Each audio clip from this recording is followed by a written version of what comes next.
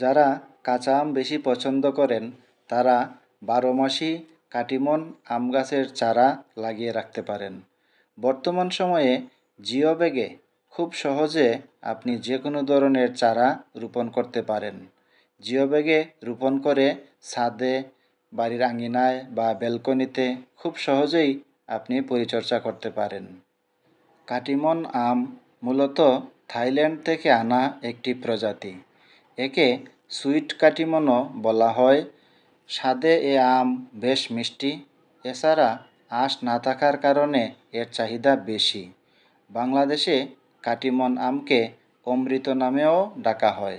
বর্তমানে চাঁপাইনবাবগঞ্জ এবং পার্বত্য চট্টগ্রাম জেলায় এর ব্যাপক চাষ হয়। কাটিমন আমের বিশেষ বৈশিষ্ট্যগুলোর মধ্যে অন্যতম হল এর 12 মাসই ফলন, অর্থাৎ বছরের বিভিন্ন সময়ে এই আম পাওয়া যায়, যা অন্যান্য আমের তুলনায় এক বিশেষভাবে আলাদা করে তোলে।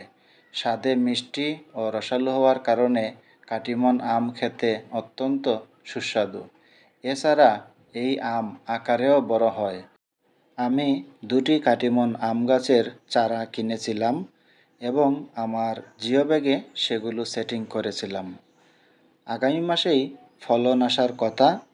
মুকুল আসলেই আমি তখন আপনাদেরকে তা দেখাবো। অন্যান্য টবের চেয়ে জিও ব্যাগে আপনি যে কোনো ধরনের গাছ রোপণ করলে অনেক বেশি সুযোগ সুবিধা পাওয়া যায়।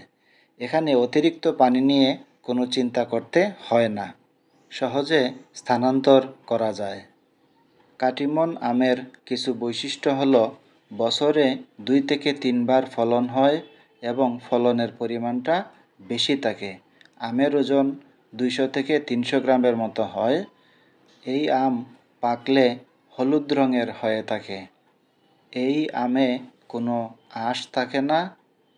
কাটিমন আম গাছে রোগবালাই খুব কম হয়। এই গাছ অপেক্ষাকৃত কম যত্নেও হয়ে যায়। ফলন কেমন হলো পরে আপনাদেরকে দেখাবো।